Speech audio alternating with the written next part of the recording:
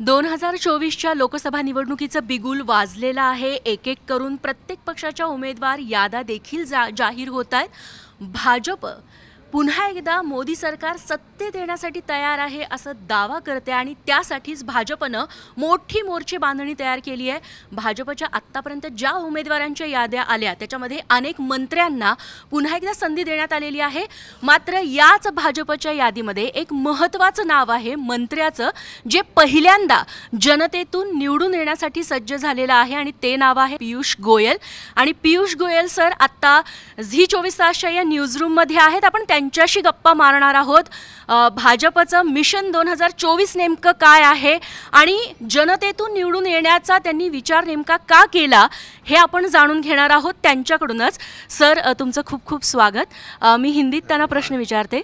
Sir जी गोपाल शेट्टी अब तक जिस कॉन्स्टिट्यूट से इलेक्शन लड़ रहे थे, उत्तर मुंबई से, वहाँ से आप अभी इलेक्शन लड़ने वाले हो पहली बार, इसके बारे में आपका क्या कहना है? इलेक्शन तो बहुत लड़े हैं लेकिन दूसरों के लिए लड़े हैं. अभी तक मैं समझता हूँ 1984 से लेके आज 40 वर्षों में कितने सारे चुनाव अलग अलग लोकसभा के, असेंबली के दूसरों को जिताया है.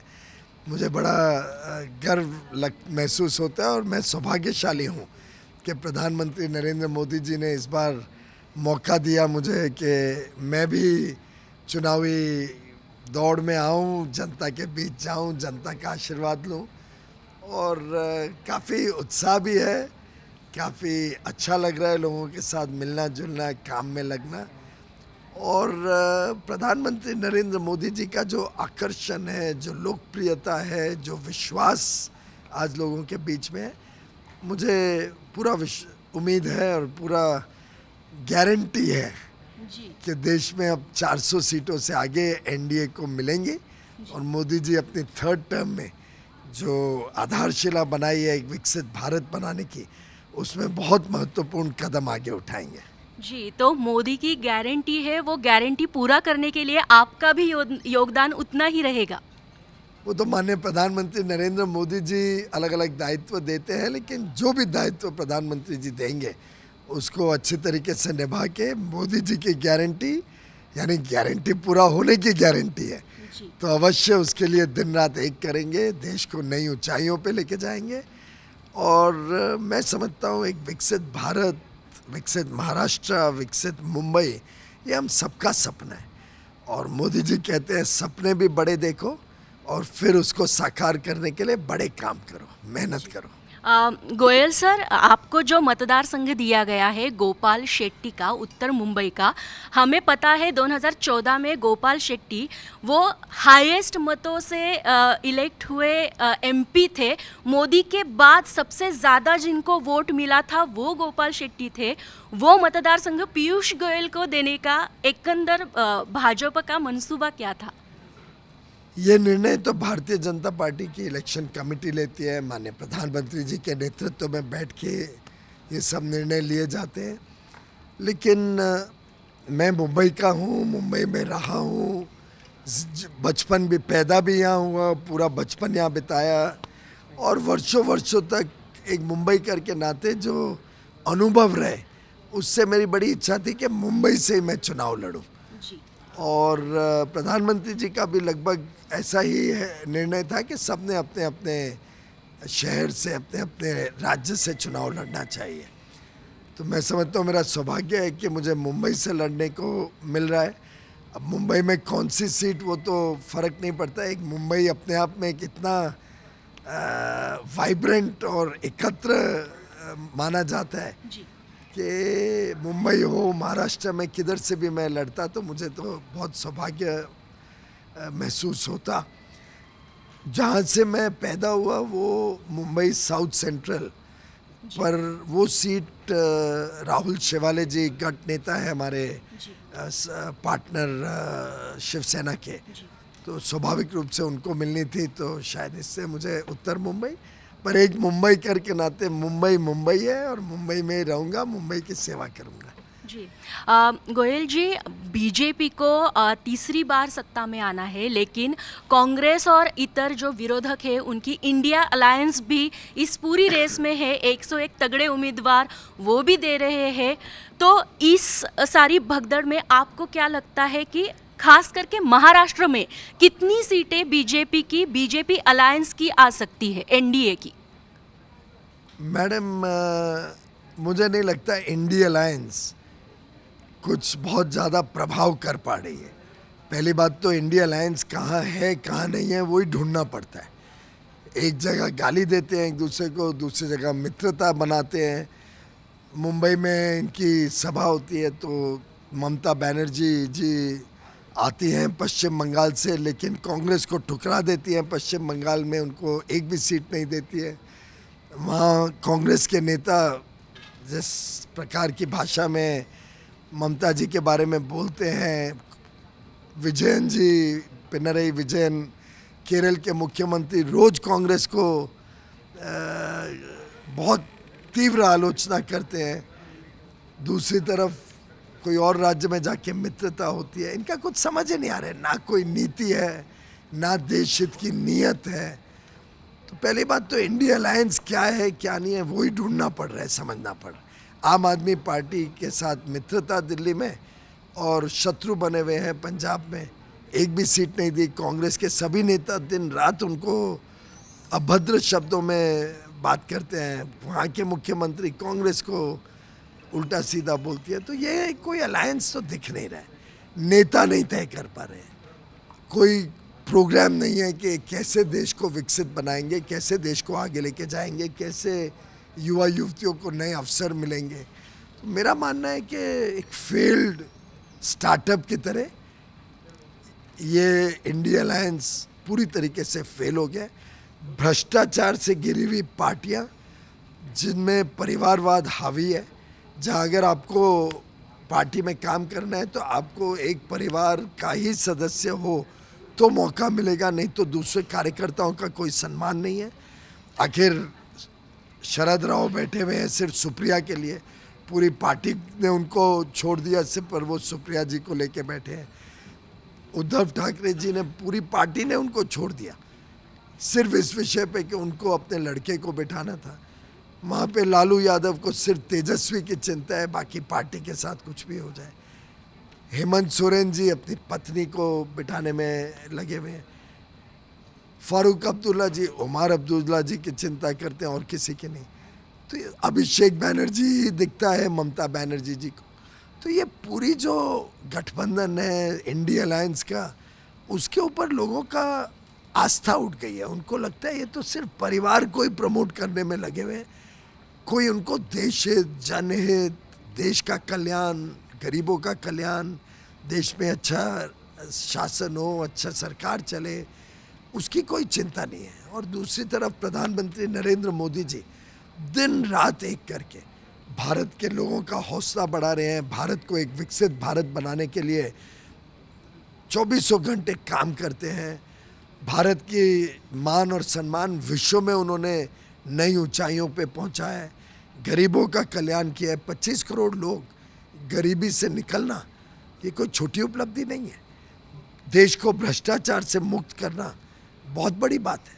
जिस प्रकार से नारी का सम्मान उन्होंने किया है, चाहे वो हर घर में शौचालय देने की बात हो, चाहे वो हर घर में गैस कनेक्शन देने की बात हो, नल से जल हर घर तक पहुंचे, ये सब चीज़ें हमारी माता बहनें, बहुएं, बेटियों का जीवन बदल देंगी। आज हमारी बहनें फाइटर पायलट हैं, नेवी की कमांडर हैं, जिस प्रकार से मिलिट्री में अपना शौर्य दिखाती हैं, इसरो के इतने बड़े बड़े प्रोजेक्ट्स का नेतृत्व तो हमारी बहनें कर रही हैं। एक अलग ही लेवल पे खेल कूद का मैदान हो, टेक्नोलॉजी का क्षेत्र हो, आप देखिए मीडिया में कितनी हमारी बहनें काम सेवा कर रही हैं। तो एक अलग उत्साह है बहनों में। और मेरा मानना है कि नारी शक्ति ही इस देश को नई ऊंचाइयों पे लेके जाएगी, जो प्रधानमंत्री जी विमेन लेड डेवलपमेंट की बात करते हैं जी। और किसानों के लिए उनकी आमदनी बढ़े, उनको एक अच्छा भविष्य मिले, युवा युवतियों को जॉब क्रिएटर बने रादर देन जॉब सीकर, खुद उद्योजक बने, खुद निवेश करें, नए आइडियाज़, नई शोध, नया इनोवेशन के साथ भारत के निर्माण में ये जुटे रहे, उसके लिए जो प्रधानमंत्री जी काम कर रहे हैं, ज्ञान, गरीब, युवा, अन्नदाता और नारी शक्ति, ये वास्तव में इस देश को का हौसला भी बढ़ा रहे। आज 140 करोड़ भारतवासियों का विश्वास मोदी जी के साथ है और 400 से अधिक सीट देके मोदी जी का और हौसला बढ़ाएंगे और उनको बल देंगे। जी, आपने विकास की बात की, पिछले 10 सालों में मोदी जी ने क्या क्या किया वो बताया। आप जिस मुंबई में अभी इलेक्शंस लड़ने वाले हैं वहाँ पे इसी महीने कुछ दिनों पहले राहुल गांधी की महारैली हुई। भारत जोड़ो यात्रा का समारोह शिवाजी पार्क में हुआ। वहाँ पे राहुल गांधी, तेजस्वी यादव जिनका आपने उल्लेख किया, उन सब ने आरोप किया कि महंगाई बढ़ गई है, बेरोजगारी बढ़ गई है, ईडी सीबीआई का उपयोग विरोधकों को कमज़ोर करने में किया जा रहा है। इस बारे में आपका क्या कहना है? इंडिया अलायंस का ये आरोप है। बेटे आप सोचो, इनको कुछ जानकारियां भी नहीं है, एक घिसे पिटे पुराने नारों पे ही अटके हुए हैं। वास्तविकता उनके सामने होते हुए भी इनको समझ नहीं आती। आप आज़ादी के बाद 75 वर्ष का इतिहास देखो, जो मोदी सरकार के 10 वर्ष में महंगाई रही है वो औसतम सबसे कम महंगाई भारत के इतिहास में 75 वर्ष में सबसे कम महंगाई इस 10 वर्ष में रही है। महंगाई को नियंत्रण रखने में जो कठोर कदम रिजर्व बैंक ने लिए, सरकार ने लिए, इसकी सराहना पूरे विश्व में हो रही है। यहाँ तक कि जब दाल या रोज़मर्रा की चीज़ों के दाम बढ़े तो हमने 20,000 से अधिक अलग अलग आउटलेट में भारत ब्रांड से दाल भी बेची 60 रुपये प्रति किलो, अनाज में चावल बेचना शुरू किया 29 रुपये प्रति किलो, 27.5 रुपये में आटा। जब प्याज के दाम बढ़ने लगे तो हमने किसानों से प्याज अच्छा मूल्य दे के खरीद के उपभोक्ता को दिया, जिससे किसानों को भी संरक्षण मिला और उपभोक्ता को भी महंगाई से निजात मिली। जब बहुत कम हो गए दाम, किसान को तकलीफ हुई कभी, तो उनसे महंगे दाम पे प्याज खरीद के हमने बफर स्टॉक बनाया कि कभी उपभोक्ता के लिए महंगा होगा तो उस बफर स्टॉक से देंगे। तो एक प्रकार से बड़ी होलिस्टिक, बड़ी कॉम्प्रिहेंसिव, चौमुखी सोच से, एक बड़ी दूरदृष्टि के साथ महंगाई को काबू रखने के लिए, खासतौर पे फूड प्रोडक्ट्स में, खाने पीने के वस्तुओं में मोदी जी ने काम किया। और इसमें 28,500 करोड़ प्राइस स्टेबलाइजेशन फंड के नाम से, कि महंगाई की मार आम आदमी को ना पड़े, एक प्रकार से प्रोएक्टिव गवर्नेंस। अगर तेल के दाम बढ़ने लगे तो तुरंत उसकी ड्यूटी कम करके उसको सस्ता किया। आज सामान्य आदमी के पास हम जाते हैं तो ये समस्या की चिंता सामने नहीं आती है। दूसरी तरफ आपने विषय उठाया ईडी और सीबीआई की जांच का, वो तो बेबुनियाद है, सरकार का इसमें कोई रोल नहीं है। अगर आप गलत काम करोगे, आपके कारनामे गलत होंगे, तो कभी ना कभी कानून के हाथ इतने लंबे हैं कि उसके पकड़ में आओगे। मैं समझता हूँ सरकार इससे कोसों दूर है।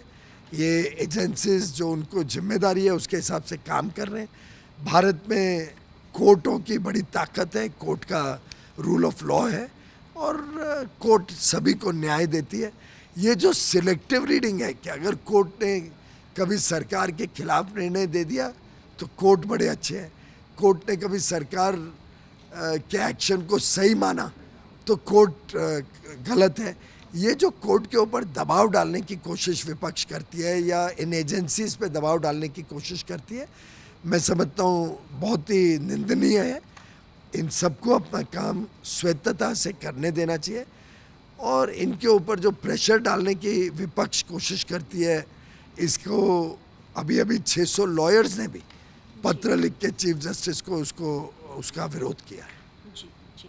गोयल सर, हमारे साथ इतनी बातचीत केली उसके लिए बहुत बहुत शुक्रिया. तेव्हा पियुष गोयल केंद्रीय मंत्री आपल्यासोबत होते आणि आता उत्तर मुंबईमधून ते लोकसभेच्या निवडणुकीच्या रिंगणात उतरलेले आहेत. ज्या पद्धतीनं गोपाळ शेट्टी यांनी एकदम मोदींनंतर सेकंड हायेस्ट मतं मिळवणारे ते खासदार ठरलेले होते, तो रेकॉर्ड आता पियुष गोयल देखील मोडणार का हे बघणं आता उत्सुकाचं ठरणार आहे. आणि त्यासोबतच मोदी सरकार पुन्हा एकदा सत्तेत येणार का याचं चित्र देखील 4 जूनला स्पष्ट होऊ शकेल. तुर्तास खूप खूप धन्यवाद गोयल सर आमच्याशी बातचीत केल्याबद्दल. रेश्मा साळुंखे, झी 24 तास, मुंबई.